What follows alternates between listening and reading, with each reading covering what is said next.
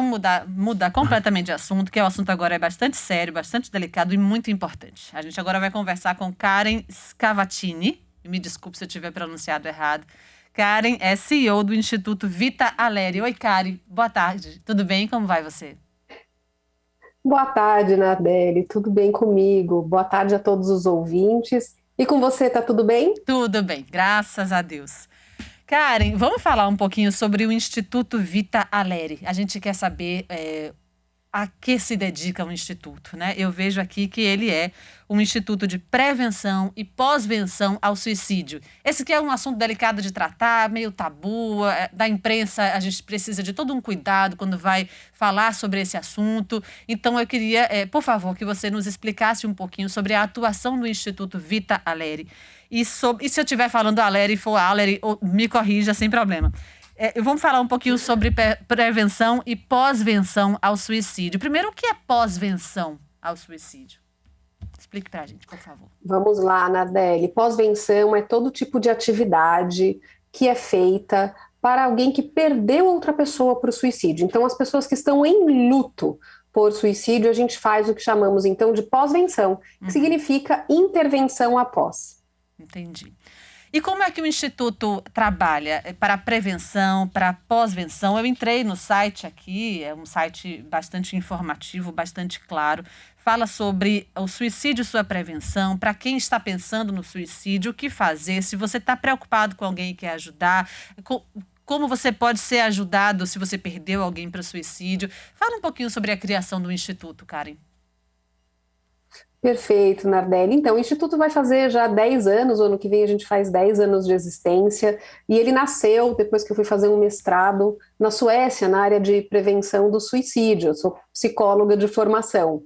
E lá durante o mestrado eu percebi que no Brasil a gente não tinha praticamente nenhum espaço completamente dedicado à prevenção do suicídio e pós-venção, que era um termo que nem era usado ainda na época no Brasil, e abri o Instituto quando voltei, então, em 2013.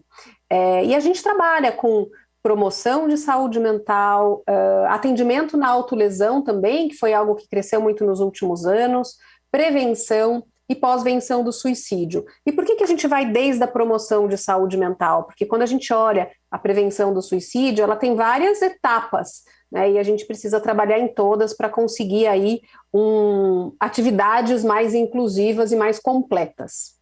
Se a gente pudesse, não sei se você tem isso, fazer uma relação numérica, estatística, da quantidade de pessoas que cometeram suicídio e as pessoas que tinham alguma doença mental.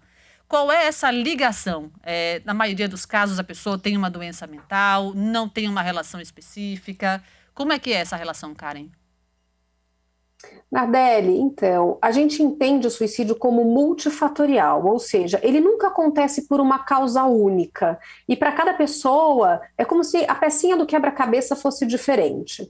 Para algumas, tem a questão do transtorno mental, pegando uma porcentagem grande, vamos dizer que é uma peçona grande desse quebra-cabeça. Para outras, questões sociais, econômicas, psicológicas, vão ter culturais, vão às vezes ter mais importância do que o transtorno mental. Por exemplo, um jovem, quando ele se descobre LGBTQIA+, se ele está numa família onde ele é agredido por isso, onde ele não tem uma aceitação, essa questão vai ter um fator mais forte no comportamento suicida do que, de repente, uma depressão.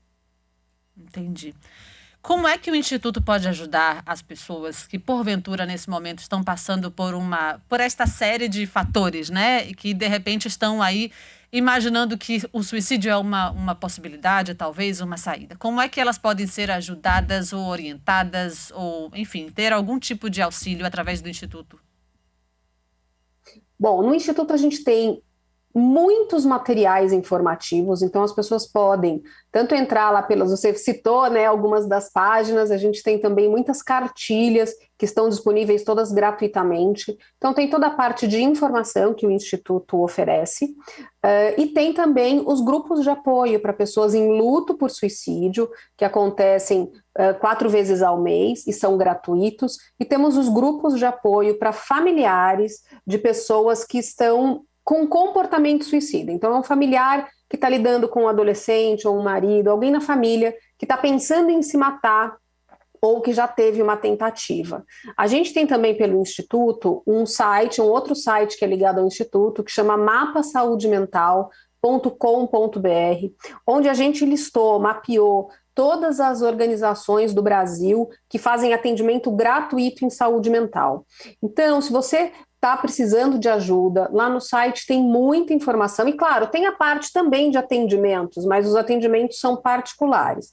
Mas a gente tem toda uma parte de auxílio gratuito, e no mapa tem uma listagem enorme que a pessoa pode ver pelo CEP dela, pela geolocalização, aonde tem atendimento em saúde mental de maneira gratuita.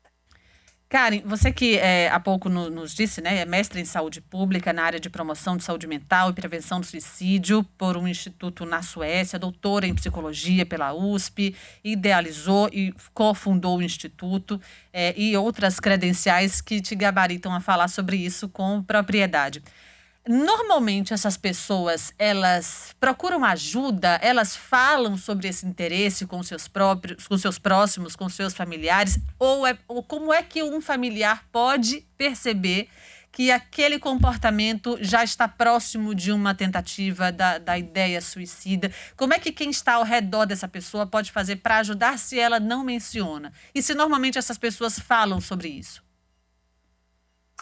Bom, Nardelli, nem todos falam, né? Então, os sinais não são tão simples de serem percebidos, a não ser que seja um sinal muito claro, como, por exemplo, a pessoa falar que está pensando em se matar, que ela quer acabar com tudo, que ela não aguenta mais. E muitas dessas falas hoje acontecem nas redes sociais. Então, uma postagem com uma foto, falando alguma coisa que seja muito direta, né? Os outros sinais que a gente observa, então, são mudanças bruscas de comportamento, a pessoa passa a ser diferente do que ela era, um aumento do uso de álcool e drogas, dificuldades de sono e de alimentação, isolamento, maior agressividade e irritabilidade, são algumas coisas que a gente observa. Alguns desses sinais, infelizmente, só fazem sentido depois que a pessoa tem o ato. Por que eu estou contando isso? Não é para deixar todo mundo apavorado, com medo de não perceber, mas é porque muitas pessoas que perdem alguém para o suicídio se sentem muito culpadas quando a gente trata os sinais como algo muito simples, né? Se a gente conseguisse ver claramente em todo mundo, seria muito mais fácil o nosso trabalho, mas não é. E acho que tem um outro ponto, Nardelli, que eu quero complementar, que é, mesmo quando as pessoas percebem os sinais, a questão do preconceito e do estigma ainda fazem com que muitas pessoas não peçam ajuda ou não conversem abertamente sobre isso. Aquele grande mito, né, de que quem fala não faz, cão que ladra não morde, né, faz com que muitas pessoas que percebam um sinal ou até recebem essa comunicação de um desejo de morte, falem, mas se ele está falando, ele não vai fazer. E a gente sabe que quem está falando é porque está pensando e pode sim fazer alguma coisa. Ou até pode, essa comunicação clara pode ser entendida como tá querendo chamar a atenção, né? Só tá querendo mesmo chamar a atenção, tá falando demais, quem decide fazer mesmo não fala. Então é muito importante que a gente tenha uma escuta atenta, né? E uma observação atenta, porque às vezes a escuta é mais de observar do que de ouvir, quando alguém não fala diretamente sobre esse assunto. Karen, a gente tem lido notícias de que adolescentes, né, o número de adolescentes que cometem suicídio tem crescido. Eu queria te ouvir como especialista nesse assunto, como quem estuda esse assunto. Há alguns anos a gente viu aquela série 13 Razões, né? 13 Razões Por Quê? Que é uma série duríssima, inclusive, e se relacionava a bullying nas escolas. Recentemente a gente viu, essa semana, né, a notícia de um jovem que acabou ferindo uma colega numa escola por causa de bullying. E isso tem sido também uma causa de suicídio em adolescentes. Queria que você falasse especificamente sobre esse recorte. Nardelli, você tem toda a razão. O bullying é um desses fatores, né? E ele pode ser muito danoso para um jovem. Só lembrando que não é só o bullying. É o bullying e várias outras coisas que vão acontecendo ao mesmo tempo.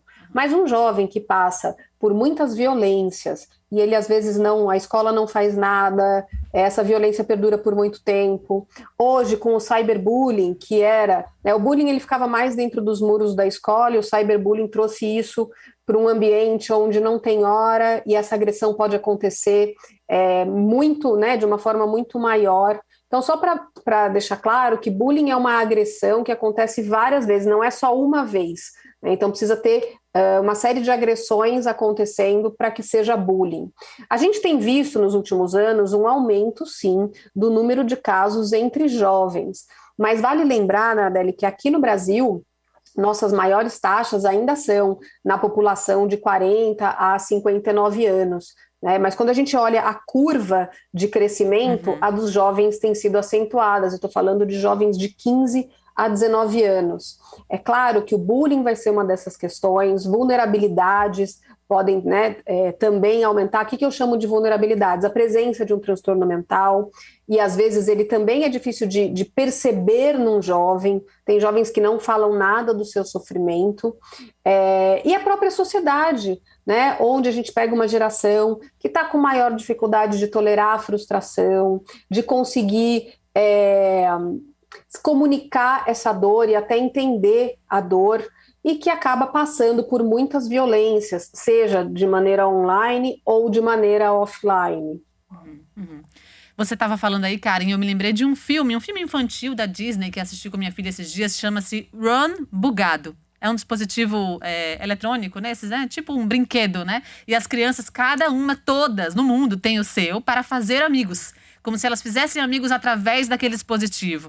E um vídeo de uma menina acaba viralizando e ela sofre um bullying terrível por conta daquilo e fica deprimida. Não é o mote principal do filme, mas tem algumas histórias paralelas que eu acho que abrem a conversa em casa, né? Trazem o assunto para dentro de casa e a gente deve aproveitar essas deixas, né, esses ganchos para, né, os filhos estão assistindo, eles estão recebendo o assunto de uma maneira lúdica e a partir da idade de cada criança ter a conversa que ela possa entender, que ela possa acessar e abrir o diálogo, porque eu acho que estar disponível para uma queixa, uma angústia, uma conversa de seu filho, tenha ele a idade que tiver, faz com que a coisa esteja mais amorosa, mais afetuosa mesmo dentro de casa e como isso é importante, né, Karen? Sim, você tocou num ponto fundamental. As crianças e os jovens têm contato com temas relacionados à saúde mental e, inclusive, temas de suicídio pelas redes, pelas séries, por filmes. Eu não vi esse que você falou, eu vou ver depois, fiquei curiosa, mas você citou há pouco o 13 Reasons Why, né, os 13 porquês, e a importância de trazer esse diálogo não só para casa, mas também para a escola. Né? Porque se os jovens recebem essa informação e não tem com quem conversar, com quem orientar, eles podem acabar achando que a saída viável ela é a morte. Perfeito. Só para fazer um adendo aqui, a gente sempre que fala de suicídio, a gente está falando de alguém que está com um sofrimento muito intenso. Então, não é manipulação. Quando a pessoa fala, ela está comunicando que algo não está bem com ela e o suicídio vem muito como resposta a sofrimentos intensos por causas variadas. Perfeito. Karen, olha, eu queria muito te agradecer.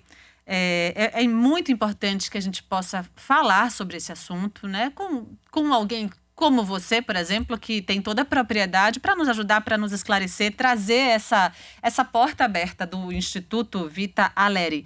vitaaleri.com.br, como Karen nos disse, tem uma série de materiais. Eu estava aqui vendo um mini manual, deixa eu ver se eu vejo o nome certo, para usar a internet em vez de ser sugado por ela.